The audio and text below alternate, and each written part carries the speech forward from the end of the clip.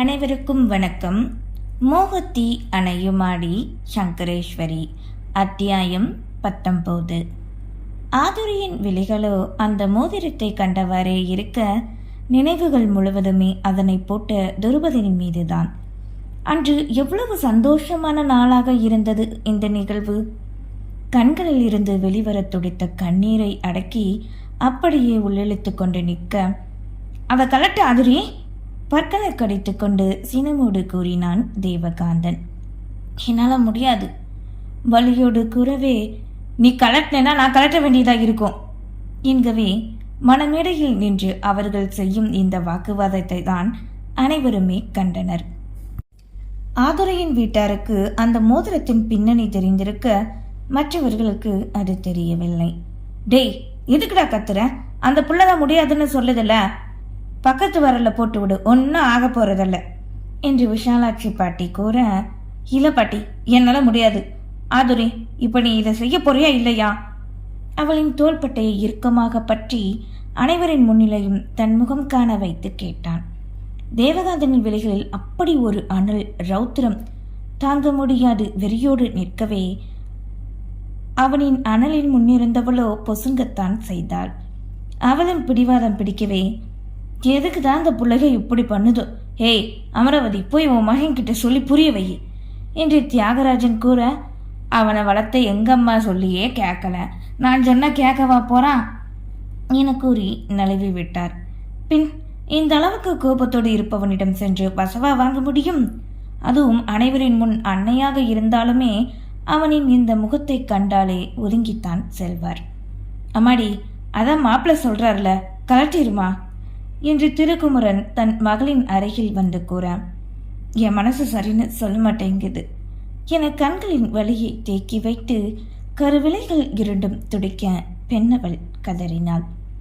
இது சரிப்பட்டு வராது, இவளுக்கு எப்பவும் நம்ம வழிதான் சரியா இருக்கும் நினைத்த தேவகாந்தன் சட்டென அவளின் கரங்களை வலுக்கட்டாயமாக பிடித்து அதனை உருவ முயற்சித்தான்.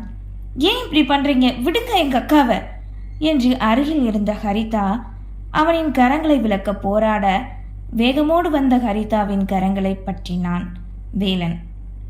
அவளோ வேலனை முறைப்போடு கண்ட நொடியே இங்கு துருபதன் அணிவித்த மோதிரத்தை கலட்டி வீசி எறிந்தான். அதுவோ அவன் வீசிய வேகத்திற்கு தரையில் விழுந்து சுழன்றது.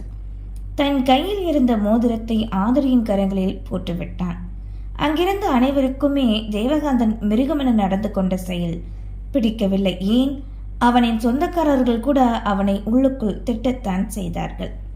ஆதுரியோ சிவந்த விழிகளோடு முறைத்து வந்தவர்களைக் கண்டு திரும்பி நிற்கவே வேலனின் கரங்களை தட்டிவிட்டு மேடையில் இருந்து இறங்கச் சென்றாள் ஹரிதா. அதன் பின் பெரியவர்கள் ஆசிர்வதிக்க, அதனைத் தொடர்ந்து மற்றவர்களும் வாழ்த்த வந்தனர். தனியாக வந்த ஹரிதா தேவகாந்தனின் மீது மட்டுமல்ல, வேலனின் மீதும் சீற்று மூடு நின்றிருந்தாள். அனைவரின் முன்பு அண்ணனை ஒன்றும் கூறாமல் தன்னை தடுக்கிறானே என்ற ஆதங்கத்தில் கரங்களை கட்டிக்கொண்டு நின்றாள். சாரி ஹரிதா. அவளுக்கு பக்கவாட்டில் வந்து நின்று மன்னிப்பு வேண்ட, என்கிட்ட பேசாதீங்க வேலன், என்ன இருந்தாலும் உங்க அண்ணனோட ரத்தம் தானே, அவருக்கு தானே நீங்க கூஜா தூக்குவீங்க. அப்படிலாம் இல்லை ஹரிதா, நான் ஒன்று மட்டும்தான் அந்த நிமிஷம் நினைச்சேன். என் அண்ணன் எவ்வளோ கோபமா இருந்தான்னு பார்த்ததானே, அதே கோபத்தில் உன்னை காயப்படுத்திடுவேன்னு பயந்து தான் அப்படி பண்ணேன். அவள் எப்போ எப்படி பிஹேவ் பண்ணுவானே சொல்ல முடியாது. காரணம் சொல்லாதீங்க வேலன். இத்தனை நாள் என் அக்கா மனசை உங்கள் அண்ணன் கொஞ்சமாவது மாற்றி காதலை வர வச்சிருப்பான்னு நினச்சேன். ஆனால் அப்படி எதுவுமே நடக்கலை. ஏன்னா அந்த மோதிர துருபதம் போட்டது. அதை கலட்ட மனசு வரலன்னு சொல்கிறான்னா என்ன அர்த்தம்? என்னால் புரிஞ்சுக்க முடியுதா ஹரிதா? நீங்கள் ஒரு கோலை தானே, உங்களால் என்ன பண்ண முடியும்? கல்யாணத்துக்கு அப்புறம் என் அக்காவுக்கு மட்டும் ஏதாவது கஷ்டம் வந்தது, நான் உங்க யாரையும் சும்மா விட மாட்டேன் என்று உரிமையானவரிடம் சீறியவளோ அங்கிருந்து சென்றாள். தன் மனம் கவர்ந்த தன்னவளின் முன் அண்ணனால் அவமானப்பட்டான் வேலன். அவனால் அதனை எளிதாக எடுத்துக்கொள்ளவும் முடியவில்லை. அதற்காக அண்ணனை எதிர்க்கவும் முடியாது. தான் எதிர்க்கிறேன் என்று செய்ய போய் ஆதுரிய எதுவும் செய்து விடுவானோ என்ற எண்ணம் வேறு துளிர்க்க செய்வதறியாது நின்றான். ஹரிதாவும் விமலாவும் சேர்ந்து கேக் வெட்ட வேண்டுமென நினைத்திருக்கவே அனைத்துமே தேவகாந்தனின் செயலால் வீணாக போனது. நேரம் கடந்து ஒரு வழியாக நிச்சய விழா முடிந்து அனைவரும் கிளம்பி இருக்க சொந்தங்கள் மட்டுமே இருந்தனர். அறைக்கு செல்ல திரும்பிய தன் பேரன் தேவகாந்தனை தாத்தா பாட்டி இருவருமே அழைத்தனர். சொல்லுங்க என்றவாறு அவர்களின் முன்னே வந்து நிற்க, உன் குணம் சுத்தமாக மாறிடுச்சுன்னு சொல்லும் போது நான் நம்பலடா. இப்போ நேராகவே பார்த்துட்டேன். எங்கள் வளர்ப்பை நீ இப்படி கேவலப்படுத்திட்டேல. அத்தனை பேர் முன்னாடி உன் பாட்டி சொல்கிறான்னு கேட்க மாட்டேங்கல நீ. அதற்றலோடு தாத்தா கத்தினார். தாத்தா பாட்டி என்னை மன்னிச்சிருங்க. நீங்கள் மற்ற விஷயங்களை என்ன சொன்னாலும் கேட்குறேன். ஆனால் ஆதிரி விஷயத்தில் மட்டும் என்னால் முடியாது. ஏன்னா நான் அவளை நேசிக்கிறேன். அவளை எப்பவும் எந்த நிமிஷமும் யாருக்காகவும் நான் விட்டு கொடுக்க முடியாது என்று தீவிரமோடு இருக்கிறேன் என்பதை உறுதியோடு கூறவே, ஆதுரியும் சரி அவளின் குடும்பத்தார் இவனின் குடும்பம் சொந்தம் என்று அனைவருமே கேட்டுக்கொண்டு தான் இருந்தனர். உன்கிட்ட இருந்து யாரும் அவளை பறிக்கல. உண்மையா நேசிக்கிற அப்படின்னா அந்த பொண்ணுக்கு நீ முதல்ல மதிப்பு கொடுக்கணும் என்க. நம்ம இதை பற்றி பேச வேண்டாம் என்றவனோ பெரியவர்களை மீறி விலகிச் செல்ல முயல. நில்லுடா, யார்கிட்ட இருந்து இந்த பழக்கம் பழகுன? இந்த பழக்கத்தால தான் நீ உயர்ந்து வந்தியா? இன்னைக்கு நீ பண்ணது தப்பு. எல்லார் முன்னாடியும் அந்த பொண்ணுக்கிட்ட மன்னிப்பு கேளு. இங்க தாத்தாவின் பிடிவாதம் எப்படி இருக்கும் என அறிந்தவன் தானே. சொல்லப்போனால் அவன் இப்போது பிடிக்கும் இந்த பிடிவாதம் திமிரும் கூட அவரிடம் இருந்துதான் சிறு வயதில் கற்றுக்கொண்டான். இங்கே வாமா நீ என்க ஆதரியும் அவர்களின் அருகே வர, கேளுடா என்று மிரட்டினார். உங்க தாத்தா அந்த காலத்து மனுஷங்கிறத நிரூபிக்கிறார் போல. ஸ்டூடெண்ட் தப்பு பண்ணா டீச்சர் என்ன பண்ணுவாங்களோ அப்படி இருக்கு இது என்று ஹரிதா உதட்டை கடித்து கொண்டு கூறவே, சும்மா இரு ஹரிதா, அவர் காதில் விழுந்துட போகுது. தாத்தா எப்பவுமே எல்லாரையும் சரிசமமாக தான் நடத்தணும் தான் என்கிட்ட சொல்லுவார் என தோழிகள் இருவரும் பேசிக்கொண்டிருந்தனர். ஆதுரி என்னை மன்னிச்சிரு என்று வார்த்தைக்காக மட்டுமே மன்னிப்பு கூற, என்னைக்கும் இதை என்னால் மன்னிக்க முடியாது தேவகாந்தன் என்றவளோ அங்கிருந்து சென்று விட்டாள். போதுமா தாத்தா? நம்ம வீட்டுக்கு வர்ற மருமக முகம் எப்படி பிரகாசமா இருக்கோ அதை வச்சுதான் நம்ம குடும்பம் எப்படின்னு மற்றவங்க உணருவாங்க. பொண்ணுங்க எல்லாரும் ஒவ்வொரு குடும்பத்தையும் தூக்கி நிறுத்த மட்டும் இல்லடா, அடுத்த தலைமுறைக்கு அவங்க உயிரை கொடுத்து இந்த உலகத்துக்கு கொண்டு வர கொலசாமி தெய்வமா தான் பார்க்கணும். இப்படி முருகத்தனமா நடந்துக்கிட்டேன்னு வையே, அப்புறம் பேரன்னு கூட பார்க்க மாட்டேன் என்க அவர்களிடம் மன்னிப்பு வேண்டி அங்கிருந்து சென்றான். இந்த உலகத்திலே தேவகாந்தன் மதிக்கும் இருவர் என்றால் அது இவர்கள் மட்டுமே. அதனாலே தலை தாழ்த்தி மன்னிப்பு வேண்டினான். இதே மற்றவர்களாக இருந்தால் என்ன கேட்க நீ யாருடா, போடாம வேலையை பார்த்துக்கிட்டு என்றதோடு மட்டுமல்லாமல் தன் பாஷையிலும் சில வேலைகள் செய்து விட்டுட்டான் செல்வான். விடிந்தால் திருமணம். இரவு நேரம் தனிமையில் அமர்ந்திருந்த ஆதுரி முள்ளாய் குத்திய தேவகாந்தன் அணிவித்த மோதிரத்தை தான் கண்டாள். அதனை அப்படியே தூக்கி எறிந்துவிடத்தான் கரங்கள் துடித்தது. தான் அப்படி செய்தால் அவன் செய்தது போலல்லவா ஆகிவிடும். அதனாலே அதனை செய்யாது தன்னையே இறுக்கிக் கொண்டு கல்லாக மாறினாள். அவனால் எவ்வளவு தூரம்தான் செல்ல முடியுமோ செல்லட்டும், தனக்கு ஒரு வாய்ப்பு கிடைக்காமலா போய்விடும். இங்கு தன் அறையில் அமர்ந்திருந்த தேவகாந்தன் மடிக்கணினியில் அலுவலக வேலையை பார்த்து கொண்டிருந்தான். அவனுக்கு மாலை நடந்தது எதுவுமே நினைவில் இல்லாதது போல் நடந்து கொண்டான். ஒரு மங்கையிடம் அனைவரும் முன் தான் மன்னிப்பு கேட்டு விட்டோமே என்பதையெல்லாம் அவனின் சிந்தனையில் பதியவே இல்லை. அவனின் எண்ணம் முழுவதும் அந்த அழகிய மலரானவளை தனதாக்கிக் கொள்வது மட்டும் முக்கியம். அரைக்கதவு தட்டும் ஓசை கேட்க, யா கமின் என்க வேலன் தான் உள்ளே நுழைந்தான். என்னடா இப்போ கூட ஆஃபீஸ் வேலை தானா அண்ணா? நீ எதுக்கு வந்த முதலாக சொல்லு. என்னை மன்னிச்சிடண்ணா, நான் பேச போகிறது தப்பு தான், ஆனாலும் என் மனசாட்சி என்னை உறுத்திக்கிட்டே இருக்கு. அதனால சொல்கிறேன், நீ கண்டிப்பாக ஆதுரியை கல்யாணம் பண்ணித்தான் ஆகணுமா என்க நிமிர்ந்து அனலாய் தம்பியை பொசுக்கினான்.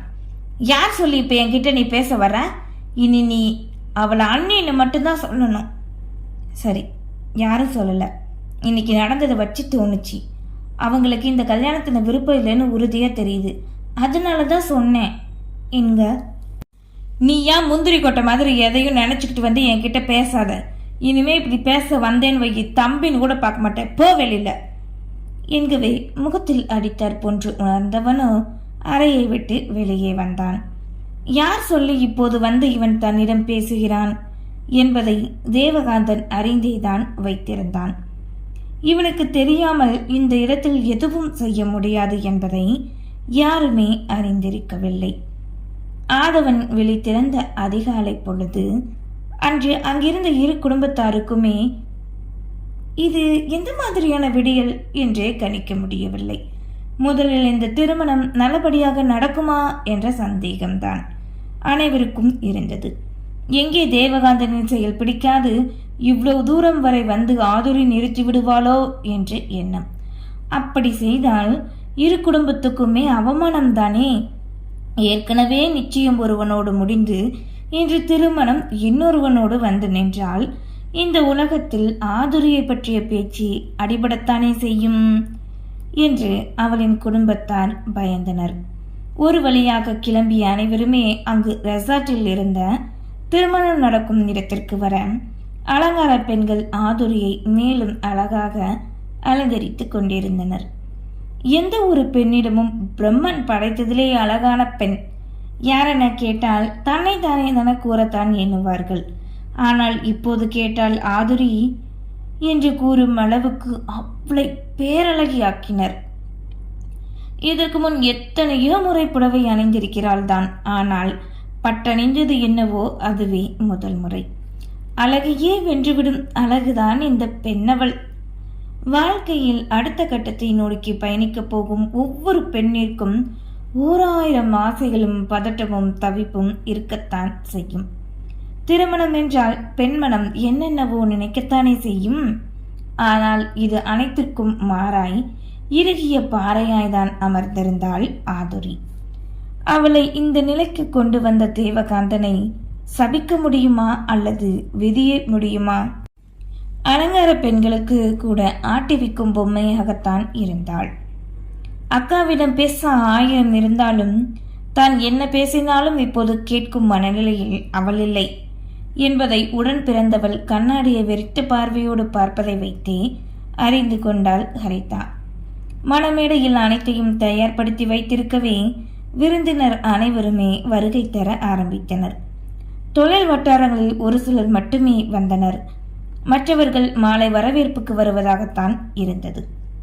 வாசலில் வந்து இரு சம்பந்திகளும் நின்று வரவேற்க, நேற்று என் பண்ண செயலுக்கு மன்னிச்சிருங்க என்று தியாகராஜன் மன்னிப்பு வேண்ட, என் பொண்ணை அவங்க எல்லாரையும் நம்பித்தான் அனுப்ப போறேன், அந்த நம்பிக்கை மட்டும் என்னைக்கும் கைவிட்டுறாதீங்க சம்பந்தி என்று திருக்குமரனும் உள்ளம் கலங்க கூறினார். வேலனோ ஹரிதாவிடம் பேச முயற்சி செய்ய, அவளோ துஷ்டனை கண்டால் தூர விலகு என்பார்களே, அதை போல்தான் விலகியே சென்றாள். அவளின் விலகல் கல்வனின் மனதினை காயப்படுத்த நொடிந்து போனான் வேலன். அவனாலும் என்னதான் செய்துவிட முடியும்? ஆதரிக்காக வருங்கால வாழ்க்கைக்காக வேண்டத்தான் செய்தான். மணமேடையில் அமர்ந்திருந்த ஐயரோ, நாளையாகது பொண்ணு மாப்பிள்ளை அழைச்சிட்டு வாங்கோ என்க வழக்கம் போல் வேலன் சென்று அண்ணனை அழைக்க, இங்கு பெண்கள் இருவருமே ஆதுரையை அழைக்கச் சென்றனர். அண்ணா வர சொல்றாங்க. ஒரு துளி கூட முகத்தில் சந்தோஷமே இல்லாமல் வாடிய தோற்றமாக வேலன் அழைக்க, தேவகாந்தனோ அதையெல்லாம் கண்டுகொள்ளவே இல்லை. தன் கைபேசியை பாக்கெட்டில் வைத்தவனோ மணமாலையை எடுத்து தானே போட்டுக்கொண்டு அறையை விட்டு வெளியேறினான். இங்கே ஆதுரையை அழைக்க வந்த பெண்களும் அவளிடம் கூற, கடமையாக எழுந்து நிற்கவே இருபுறமும் அவளை பற்றி கொண்டு அழைத்து சென்றனர். மணமேடையில் முதலில் வந்து அமர்ந்த தேவகாந்தன் ஐயர் கூற சொன்ன மந்திரத்தை கூற, அதன் பின்னே அழைத்து வந்த ஆதுரையை அவனின் அருகில் அமர வைத்தனர். ஆதுரையின் அழகினை தான் அங்கிருந்த அனைவருமே பிரமித்து போய் பேசவே, இந்த அழகு தனக்கு மட்டுமே சொந்தமானது என்ற கர்வமோடு இருந்தான். மணமேடையில் வந்து அமர்ந்ததிலிருந்து அவன் பார்வை அவ்வப்போது வாசலை காண, அவன் எதிர்பார்த்து காத்திருந்த தருணமும் வந்தது. நன்றி.